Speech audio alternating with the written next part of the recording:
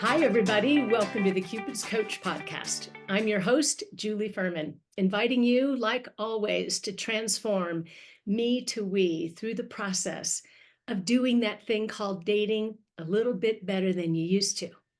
Today's a really cool day for me because I have in the hot seat a woman who's a lot like the women who listen to this podcast. She's beautiful, she's accomplished, she's got the world by the tail, she happens to be single, she's out there dating, and she represents all of us. Her name is Nicole Middendorf, and I'm really, really glad to have her in the hot seat. She's in Minneapolis, or Minnesota, the big, wide state of Minnesota. Welcome to the program, Nicole. Thank you. Thanks so much for having me. Well, I'm so glad that we connected. It's not uncommon for me to bump into other entrepreneurs who happen to be single and feisty. We find each other, our people find each other's. I forgot how you found me or I found you. Do you remember? There was a woman we host an event, Prosper Wine and Women, and we actually have one today. There was a woman that attended, and she has a podcast, the divorcing, the divorce, I can't remember the name of her podcast, which is horrible, but I listened to it. And when I had it on in my car and I was kind of scrolling, and this is my new thing. Like I never used to listen to podcasts and now I do. And I was like scrolling through the titles and I was like, oh, that one really doesn't apply to me. That one doesn't apply to me. And I'm like, Matchmaker. Oh God. And I clicked and I listened to it and it was you. And I was literally just like sucked in because you were the first, because as a financial advisor, I've watched so many clients use matchmakers and waste so much money and have such bad experiences. And I kind of had that myself. And so that's where I just have I had this negative picture. And then I heard I went to your website, you and I then connected. You are a breath of fresh air. And really, I mean, the few times that we talked and the advice that you gave me, I mean, actually, I have a guy now. Like I'm using the word boyfriend, which is this is the third time in my life that this has happened because it's always a very scary word for me. So you did your own magic with me and you didn't even know it. Well, I love to hear that. The bad part of what you shared with us, Nicole, is that there's such a high percentage of people who do invest thousands and thousands and thousands, in some cases, a ridiculous number of thousands of dollars. Hundreds of thousands. I've seen hundreds of thousands of dollars. Yes. Yeah, it's part of the reason why I'm motivated to do matchmaking the way I do it. And I'm determined to be the oasis in the dry desert that dating is for so many people. Now, you've had clients who have paid how much for matchmaking? Hundreds of thousands of dollars. I think the top it was 300 grand. Yeah. Yeah, I know who that is. Have you come upon somebody who's spent big money like that and found their partner? I've had people that have spent like 10 grand or like 30,000 and they did. But the amount of people that I know, I mean, that's where like I ended up on Bumble because this woman spent 30 grand with this company and nothing came of it. Like nothing substantial came of it. And then she's now married and met this man on Bumble. And I was like, well, if that works for her, like, I better try this. So yeah. It's wild. And, there's a gentleman that I had on my podcast maybe about a year ago, John Mitchell. His company is called Think It, Be It. It's the mindset manager that I use every morning. I'm up at 4:00. This morning it was 3:30 because my dog woke me up. I'm like, I'm going to get to my desk and make all kinds of things happen. Yep. And it's the voice in my head that I've created. And this guy, John Mitchell, met his beautiful, wonderful wife, Ginger, through that very agency that I happen to know has a $300,000 price point. Yep. He bought that membership when it was what we call reasonable now, like a $25,000 kind of a program. They each paid that fee. nobody was like poached off of a bar stool in Mastro's or whatever, they Yep. both went and signed up, and they're as happy as they can be. I love Oh, to hear those stories. My yes. sister, I dragged her into the same dating agency that I joined. We both found our husbands there. It very often can work, but the price gouging that's happening right now in the matchmaking space is nauseating to me Yep. because I know too much. I know Mhm. a lot of the people who are in these companies, and I hear what it's like in the trenches for them. Very, very few success stories. So you probably remember I do these mitzvah matches, free Yep. introductions whenever I can for my coaching clients, consultation people, boot camp people. That's why I'm doing them. I'm Mhm. so aggravated that personal matchmaking has become this thing reserved for the uber elite. And what I mean by the uber elite, high net worth men and the ladies who want their lifestyle. Yep. Yep. Exactly. Well, and I mean, that's one of the things I learned from you is like, you can go and spend, and I've watched clients do this, like spend money to try to fix something, but it all comes internally. Like I mean, you just gave me a few tips that I like changed things, like how I was thinking about myself, how I was projecting, how I was, you basically were like, well, Nicole, like you need to practice flirting. Well, I started doing that online as well as like in person, just, grocery store, bike path, wherever. And that's what, I mean, that was the magic. And so I could have taken tons of money and spent it, but for me, I had to shift inside. And I think that so many people are looking for someone to help fix, not fix them, but looking for someone to be happy. And you've got to find that, you've got to be grounded. And it's funny because a male friend of mine reached out to me the other day and he's like, how are you doing? And I've lost a significant amount of weight. And I was like, yeah, I finally have a boyfriend. And he's like, oh, so basically you just totally changed your mental status, which changed your physical body, which changed your emotional body, which then changed your romantic relationships. I'm like, absolutely. It's amazing what you can do when you just get some advice like I got from you and stop and pause rather than like, oh, let me get out my checkbook and just write a check to try to find someone, because there are unfortunately people out there that are taking advantage of people like that. And it ruins, just like how there's many financial advisors that do horrible things. There are many matchmakers that aren't doing justice for people and helping them really, like your programs do, like work on yourself and figure out so that you can have a better, healthier relationship. It's so true, Nicole. I love the way you've just articulated it for all of us. Um, Getting the right mindset, somehow finding our way into the right mindset will cause us to do things like eat more properly, exercise more. Before you know it, pounds start coming off, which generates more confidence. Now, how did you gain the courage to start getting better at flirting? And how did you meet this guy that you're dating right now? Well, you and I were talking when I was on a walk, and you had given me this advice of like, just talk, like just start practicing wherever you are. And so there was a man walking by with this cute little dog, and I was like, oh, so adorable. He's like, thank you. Like, and he's like, oh, you're talking about my dog, not me.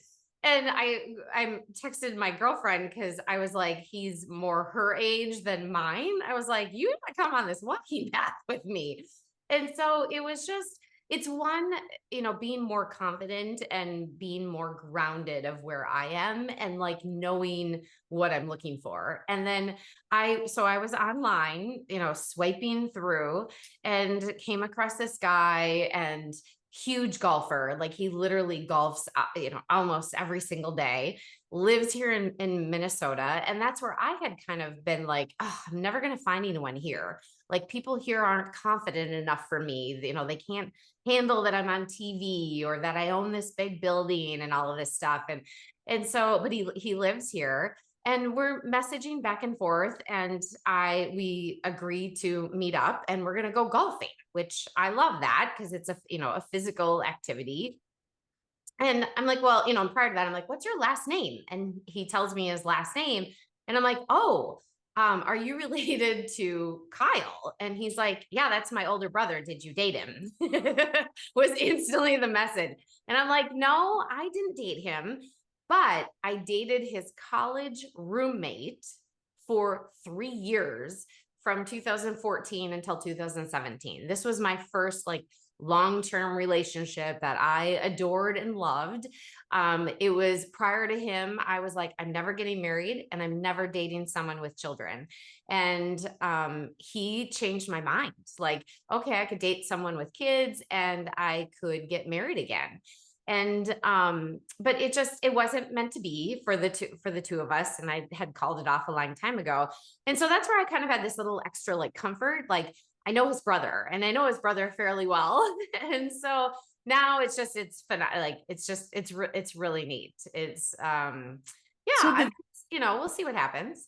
the very first exchange of communication, was it on LinkedIn? Was it on Facebook? Was it on, where was it, and who sent it?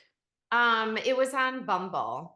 And so that's where I was the one that sent like the first message, but Good, good, yeah. good. But Oh, great, great banter, super funny, super confident, which is like, key. It's super, super important for me. well, confidence is especially important. It's a huge criteria for women like you and me who are in a strong position professionally, financially. We've built an empire of one kind or another. We don't need to be partnered, Right. right? Right. It's not survival. We're not looking for a rescue. So the one thing I hear consistently from women who are highly accomplished is that they need their guy to out earn them, right? And what I'm finding is the truth of it is there aren't enough of those guys to go around Correct. anymore, because Correct. we've never seen so many women who've done so well financially. So if we're all only interested in meeting the guy who out earns us, well, we're setting ourselves up for failure. But worse, a lot of those men aren't seeking women in our category. What do you think it is about women like you and me that can, if not put in check, not intimidate men? It's the wrong word. It puts them off. How can we be that puts men off? Well, I mean, for me, it's especially dealing with the financial world. It's, I do have a friend that told me, well, here's your problem.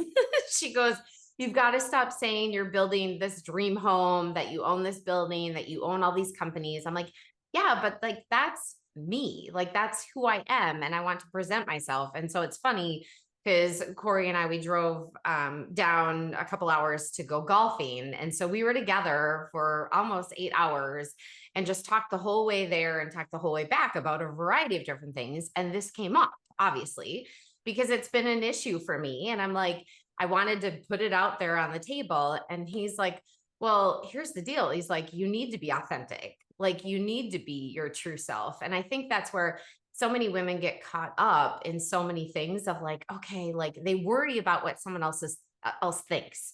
And to me, I believe like you've got to be your true authentic self and be open and communicate about it. And that's where like I was like, look, here, if I want to take a trip, I have no problem. I get companion certificates like no tomorrow. Like I have no problem like paying for a flight for you because it's free technically. And I have so many free nights from hotels, like that doesn't cost anything. And here's how you can pay for the meals when we're there. And so it's all about having that communication and being on the same page. And, it's sometimes people look at it as a competition, or they look at it from that standpoint of like, this man feels like this need to provide for me. And we just don't have, like, we're not in that world anymore. So one of the things I'm liking about this relationship that you've struck up is he seems to be self-assured and confident enough that who you are isn't intimidating to him. It's fun. It's exciting. It's like a playmate he can have contests with, like who can spend less in making dinner tonight, Right. No, it's a lot of fun. And that's one of the things I really appreciate. He's like, I really am a big kid. And I'm like, I love that because I've never like laughed so much. You know, my daughter has met him and she's like, Mom, you're so happy. You're like so smiling. And, it's just like, that's what you want. For me, like I look at being in a relationship, the only way I would ever say someone's my boyfriend is if it was completely healthy and something that I would want from a long-term standpoint. And it was super cute. Him and I were at a restaurant and we walked inside and a man was coming outside with two glasses. And the one glass was like a martini glass and it was literally like spilling everywhere. So like Corey was holding one door, then I was holding another door for the man, and he's like shuffling and he shuffles over and he sets down this martini, and we kind of make eye contact with his wife or his significant other. And she's like laughing because the glass was like half full by the time it got to her. And he's like, really, I didn't drink any of it. And so we finished eating, they finished eating, and he let her up these stairs first, and then he walked up the stairs and then grabbed her hand and they like walked off, and both Corey and I like looked at that and both of us are like that's what we want, is that healthy relationship that you can laugh, that you can have this great companionship, this compatibility for an extended long period of time. Because that's what it's all about, is having fun. Life is, too short to not enjoy it and have those experiences and those memories. Those women who are doing what a lot of the guys do, we call it peacocking. Like, oh, let me show you all of my pretty buildings. Let me tell you how I always fly first class and I need everything la, la, la, la, la. That is coming from a place of bragging and needing approval. And I think the opposite of that is something that you talk about in the work that you do. It's the strength and vulnerability. Can you tell us more about that? Yeah. Well, I think that so I'm a survivor of domestic violence, and I was embarrassed by that. And I really learned the importance of vulnerability and being vulnerable when I was asked to speak at a women's conference, and I was up on stage and I was up on a panel. And I don't remember, someone in the audience asked a question and I answered, and I don't remember specifically what I said, but I kind of alluded to the fact that I was in this horrible relationship and dealing with domestic violence, but I didn't come out and straight and say it. We got off the stage and, walked to the back of the room, and these women were like coming up to me left and right. And one was in tears, another woman was like, I'm in this situation, I'm trying to get out. Another woman was like, thank you so much for sharing. And to the point that the woman running the conference was like, I need you to go into the hallway because you're ruining it for the next speaker. And it was at that moment where I was like, I need to share. Like, I need to be vulnerable. I need to open up myself, because the more I do that, the more I can help someone else, which in turn, the more I'm helping myself. And that's the same thing with any kind of relationship with your children, relationship with your employees or your coworkers, relationship with your significant other, your parents, whomever, is really being vulnerable and taking that fear of reject, because usually it's fear of rejection for lots of people, and getting over that and really realizing the power of vulnerability and the magic that can bring for yourself, let alone the amount of lives that I have changed over the years. Like that. I mean, that's why I do what I do. That's what's so rewarding. It's just beautiful. There's something else that I'm curious about. The man that you married, the relationship that ended up being bad, awful, horrific, actually. What were the qualities that you saw in him initially that you thought made him the right guy? He was a business owner. It was really a multi-level marketing company. He was the only one that I knew that had a cell phone. So I was like, ooh, wow. Like he's successful, like he's cool. And not from like he's successful, he's got money, but from, okay, I wanted to go places in my life. And so I wanted to be with someone that was going places. And so he portrayed that he was hardworking and a go-getter and all of these things. He wasn't, truly wasn't, was the exact opposite of it. But this, man that would like sweep you off your feet and tell you what you want to hear. That's what it was. And I was very young. I mean, I was, 20 when I met him. I had turned 21 and we got married. And so everything was super fast, but I looked at him truly like, oh my gosh, he's my Prince Charming.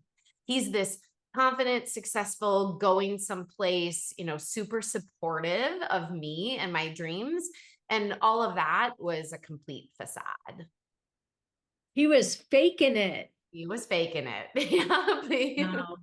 There was this interesting thing that happened. It was a matchmakers conference in New York, and there was a speaker who was a therapist talking about personality disorders and in particular narcissism. And it was just fascinating because up on the board, she listed all of the qualities that exist among narcissistic men.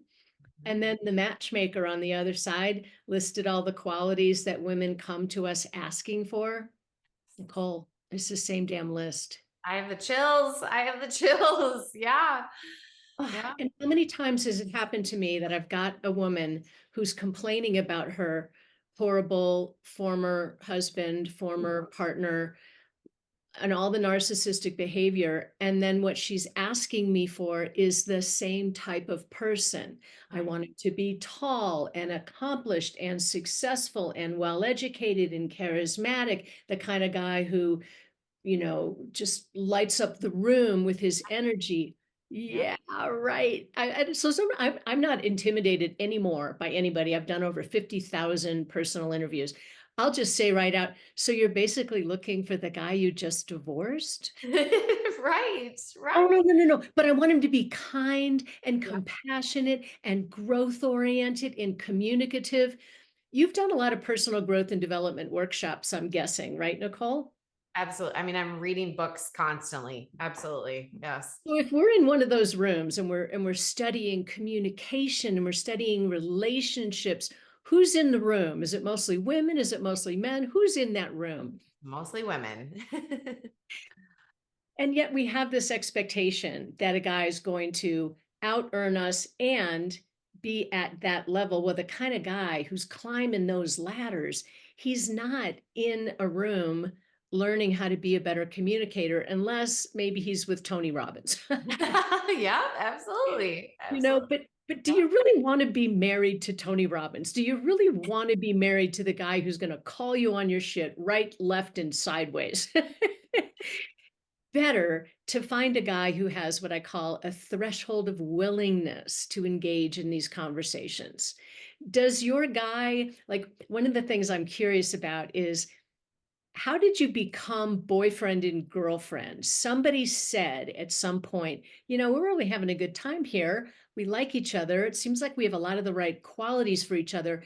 How about we stop seeing other people? How about we take ourselves down off of Bumble? And how about if we just explore with each other? How did that conversation happen?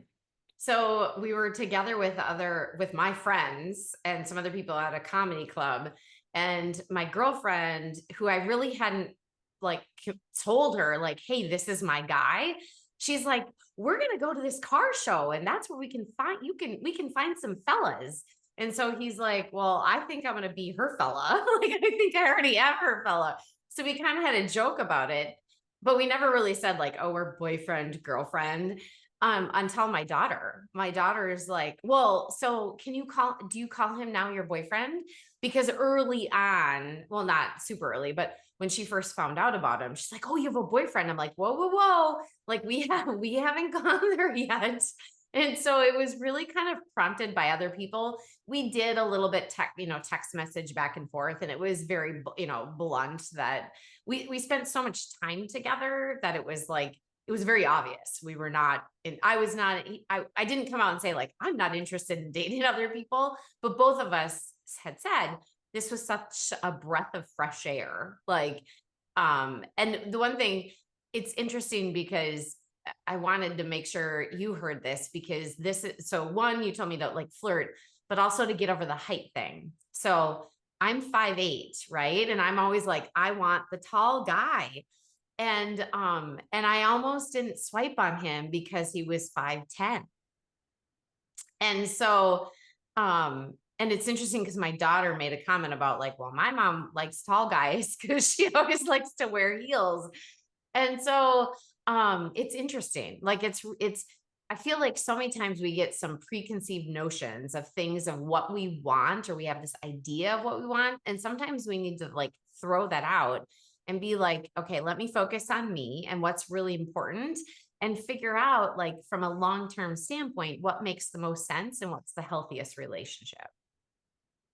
That makes me so happy that you got off it about the height thing just long enough to say yes to the guy who's 2 inches taller than you are. Right. And let me guess, when you wear your big, fancy, wonderful heels and you might be a little bit taller than he is, he doesn't give a crap. He doesn't at all. No, it doesn't matter. Like it really doesn't. It doesn't matter. The question I have for you in your new relationship with this big, strong, powerful, accomplished, wonderful guy, he's probably good looking too. Am I right? Yeah, he is. He is. Okay, so he's the it guy, He's the it right? guy. Mhm. He's the it guy. How do you deal with who pays for what? How many weeks or months have you been dating?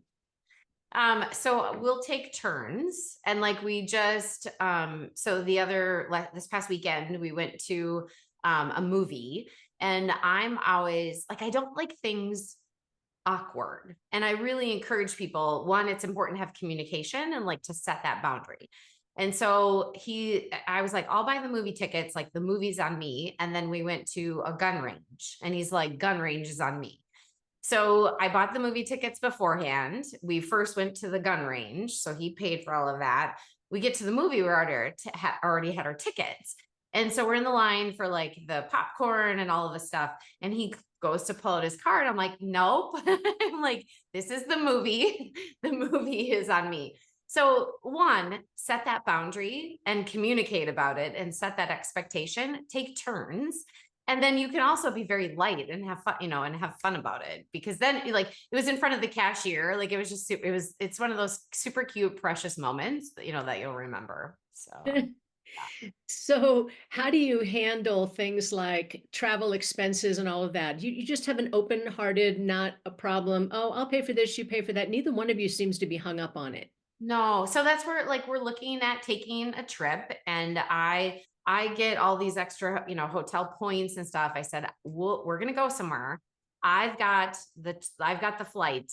I've got the hotel. You can, and like, I'm sure I'll like, buy some excursions and things like that, some adventures, but like, you can just pay for the meals and stuff, because, and how he's like, well, he's like, the big thing that I see is people, you don't ever want to like keep score, because that's where I find people get into trouble, is like, and this is how I treat it with my friends too. It's not like, well, I paid last time, so you paid this time, or like I paid $100 and so now you've got to pay $100. Like if you do this tit for tat, like it's never going to work.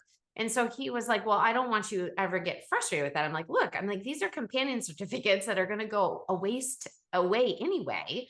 Or this would be taking a trip that I'm doing by myself, that I'm paying for all these things by myself. Why would I not have someone that I'm extremely attracted to and enjoying the time with? Like, why would I want them not to come with me? So communication again, and trust and setting those boundaries and setting those expectations beforehand. And also knowing upfront, I recommend about the love languages. You could talk about it on your initial screening phone call. A lot of people on Bumble or Hinge or wherever they're dating want to have a call first, make sure the person's real. Maybe, send me a selfie so I know it's really you and you're not some bot, over in wherever they're doing bot work. And so what are your love languages and what are his love languages? And in what ways are you in alignment and maybe not? Yeah, my top is physical touch. And it's really interesting because he was like, physical isn't that important to me. And I was like, uh-oh. And so his is words of affirmation. And so it's so cool though, because it's like, now that like we were talking, how important like chemistry and connection is. And he's like, well, once I know that there's like a connection and I've got chemistry with someone, like there's like, he's grabbing my hand. Like it's, I feel like we both have a good understanding. And I'm usually the one in the morning, like, hey, good morning, amazing one. You know, it's like just always that, like that positive uplift, like that inspiration. I mean, and that's just me. I'm an inspiring person anyway. So it works because it's like, I'm getting my needs met because of that chemistry that's there and that connection that's there and that we communicate about it. But yet also he's getting his needs met because I'm just, that's me. And I write constantly for LinkedIn and wherever and writing books and just always inspiring people. So now I get to add that personal element to it. So he's a words of affirmation guy. Does that mean that he likes to receive words of affirmation or that he likes to give them to you? He's giving them, but it's definitely like he wants to receive them. Like that's like because he talked about, and how I learned that is he talked about in the beginning when we first met about his grandma, like would just tell him over and over like how perfect, not perfect, but like how amazing he was and how phenomenal he was and how he like misses that. So No, it's a crisis, I think. Men so very rarely receive a compliment. mhm. I hear it all the time in the office hours calls in our boot camp. Couple of things have really resonated with me. I've done 7 boot camps right now. We're in class number 7. Women tell me that they very often just kind of went with the first guy or went with the guy who wanted her. It's like we didn't have enough personal confidence to wait until it was right. There was just, oh, there's somebody who wants me. Okay, I'm going to go there. I've heard that theme over and over again in my calls. And then the other theme that I keep hearing from the men is how starved they are for appreciation, compliments, kindness, that in the process of us girls becoming so strong and so capable, we're kind of becoming narcissistic in our own way and forgetting to provide that beautiful acknowledgement, love, caring, verbal expression to the men in our lives. So I love that you're conscious about making sure that you give that to your partner. I've learned a lot and I've been really interested in understanding the masculine and the feminine and femininity and being really understanding what that means, let alone like owning that, let alone projecting that. Because being in the financial services world, being a business owner, like all and being strong, independent, like all of those things are very masculine qualities and they serve me very well, but also having fun and that creativity and owning, my femininity it's been the game changer for me, really. You're exemplary in your ability to use your toggle switch. That's what I call the thing that allows us to go back and forth between our strong masculine energy and our more flowery, receptive feminine energy. How I know you're good at it is because you're such a good listener. Yeah, listening is important. It's super important. And so You many know, times we're so worried about like what we're going to say. Like, and so like, oh, let me think about what I'm going to say and how do I phrase this versus like, what is this person actually telling me? And that's where I joke, like many days I feel like a therapist versus a wealth advisor, especially when it comes to relationships and money. Like, and that is key. Like listening is completely key to that. it is. And when somebody's halfway through what they're going to say, and what we're doing is preparing how we're going to give the rebuttal or what we're going to say or the story we're going to tell after they're done with their story. We've missed half of what they're going to say, Yep. and they can feel it. Yep. Yep. You know what my husband says? He says, generally speaking, women are generally speaking. I mean, Well, we have more words. We have yes. more words and we use them more. There's something else about communication that is not commonly known and understood by women, and it makes sense once we think about it. Men are more likely to hold their cards close to the vest, or is it close to the chest? Whichever Yes. it is. I've heard Close to it the chest. Yeah. chest. Men are more likely to hold their cards close to their chest because they have a strategic advantage if we don't know what those cards are. So they're not going to be as likely to just dump out all of their feelings and everything as we will. And very often as women, we will offer these beautiful nuggets, these little touch points, because it creates relationship and connectedness. Yep. Yep. Do you know who Alison Armstrong is? No. But she helped us understand that men don't reveal, they more often will conceal. And how we get them to engage is we begin the conversation from a place of vulnerability. Yep. They don't feel that we're in competition or Yep. that they're being attacked. Yep. So, one more question about your relationship, Nicole. You're just so fun to talk to. I feel like I can ask you the tough stuff and the fun stuff.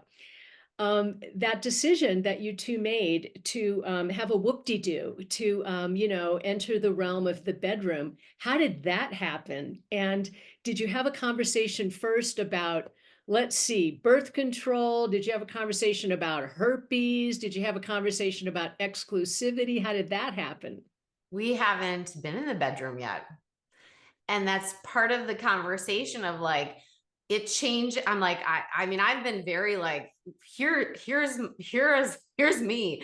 I'm like, I've been listening to all these podcasts where it's like, it changes the mental capacity of a woman. And I'm like, so I want to wait like as long as possible. Now, Wait don't a minute. So you're saying if when we have sex as women, we become stupider? Yeah, I've heard that. It's like it does something with your oxytocin or whatever. And like it really like it clouds your thinking. And once I heard that, it like I looked back at my past relationships or like the past dating. I'm like, I think if I would have waited, I wouldn't have like been like so excited about it. So yeah, no, so we haven't. And part of it is because like I want to take it slow. He wants to take it slower. I want to take it slower. Now, both of us have had that conversation where he's like, and he's like, this is kind of embarrassing. He's like, it's been a while. I'm like, don't be embarrassed. I'm like, it's been a while for me. I'm like, so he's like, let's just take this really easy. And so we've just been really, really slow about it. And So let so, me guess, this yeah, trip that you're planning is when you're going to have your first whoop-de-doo. probably. Yeah. Maybe that's why both of us are like very like slow and figuring out when the trip is going to be. It's so beautiful. I'm really, really happy to hear this. Nobody ever called me on a Monday morning and called the matchmaker and said, damn, I wish I'd slept with that guy. Right. It Right. never happened. Never. Clouds your judgment. Yeah. You're right, because oxytocin is the bonding hormone. It does change the wiring in our brain. Now, I don't know if it makes us stupider on Monday morning when it's time to be in a board meeting or something, but it definitely causes our emotions to mess with us. Yep. Well, he hasn't called me yet today. I wonder if he still thinks about me. Did I give it up too soon and now he's not going to call me? We start thinking these things. Is he Yep. going to not respect me? Maybe sex wasn't that good for him and maybe he's not going to call me again. Maybe he Yep. doesn't like the way I do bedroom. Yep. Yep. Yep. So your advice to women who are out there single, they are strong, successful, confident, they have money, they want a guy in their league. What do you say to these women? Get your own financial plan. Like get your own plan for your finances and get your own plan for yourself personally. Like know what you want and then write down exactly what you want and the characteristics of someone, but not like, oh, I want him to drive a BMW or I want him to be 6'2". It's like you want, what do you want him to be funny or do you want him to be sarcastically funny or do you want him to have a big family and be very close with his family? And so for me, I really feel like it's important that you have your own life, like you have your own grounding, you know where you are, and you're looking for that someone to add and complement into your own life. And I was joking with a friend. I was like, yeah, my whole focus was to make myself a perfect 10. Because if I made myself a perfect 10, I then would be able to find someone that is a perfect 10 rather than trying to find think of like Pac-Man, rather than trying to find someone that isn't necessarily a good fit. And then once you're in that relationship and start asking questions. That's what we came up with. So my last book was all about dating and money and relationships. And so we have this deck of cards. And so we over a weekend period spent 9 hours in a car. And so the first, because we took a little trip to go hiking, and then the second one was just a little day trip to go golfing. So when we went golfing on the second trip, I brought a deck of cards with me, not these, because my whole life is talking about money. I didn't want to talk about money the whole time with him, but it was like a conversation deck of like, not just what's your favorite color? Like, it's really getting deep into things and hearing stories and sharing those stories yourself. And so getting these conversation cards of money or of anything, so that you're really trying to get to the depth of your relationship and the depth of yourself, and that you're sharing, that you're being vulnerable, really. Love it. Did you create that deck of cards? Yeah. Yep. Yeah. So I came out first with the book. And then once I wrote the book, a client of mine was like, do you know you saved our marriage? And I kind of had an inkling that I did, but I didn't know that. And so that's where I was like, oh my God, I always tell people, have a money date. And you can have a money date with yourself, money date with your kids, money date with your significant other. And so that's where we came up with 52 questions. So the concept is one a week. And it's, if you won $1 million, what would you do with it? Who's the spender? Who's the saver in a relationship? If you, what's the amount of money that you could spend on something that you don't have to talk to the other person about? So it's a fun way to talk about money, because money can be intimidating and overwhelming for people to deal with themselves, let alone when you're in a dating situation and a relationship. And that's where, I find a lot of relationships don't succeed because they get to that, okay, let's not talk about sex, or let's talk about it, and then this is awkward. And then let's not talk about money, or let's talk about it, and this is awkward. And so here's a tool to hopefully help make the money side of things not so awkward. Beautiful. How do we find your stuff? Where do we buy your book? I love the name of the book, Who Pays? That's beautiful. Where do we find it? You can find everything at NicoleMiddendorf.com. All right. And Middendorf is MIDD. Yep. Yep. Middendorf. It sounds like such a Minnesota name. It's a German name. It's my ex-husband's name. And there's so many, we even had that conversation of like, oh, is this my, would I change my name and all of that? And I have like 28,000, maybe almost now 29,000 people that follow me on LinkedIn. And so from like a career standpoint, I wouldn't, but you can just Google Nicole Middendorf. Even if you hit 2 T's, I'll pop up. I'm everywhere. Just beautiful. I really appreciate your time here and your insight into this really sticky topic. You're just a beautiful find. I will have you back probably again and again. Thank you for being here. Of course. Thanks, Julie. And ladies and gentlemen, take all this stuff to heart. Get off it about who pays and how tall somebody might be. How about we look at key criteria instead? All right. So you guys, you go out there and transform me to we for yourself.